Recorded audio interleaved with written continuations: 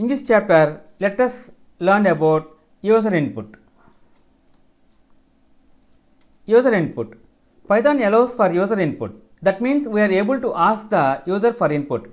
The method is a bit different in Python 3.10 than Python 2.7.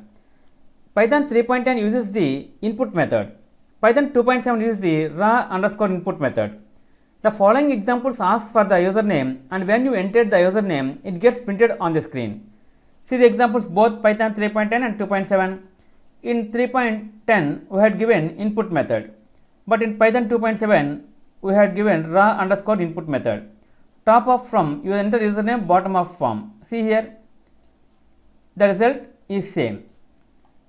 Python stops executing when it comes to the input method functions and continues when the user has given some input. Okay friends, this is the end of part 33, user input. In next video, let us learn about another topic, string formatting. If you like our program, please like, subscribe and press bell icon for our next part video updates. Thank you friends. Meet you in next video. All the best.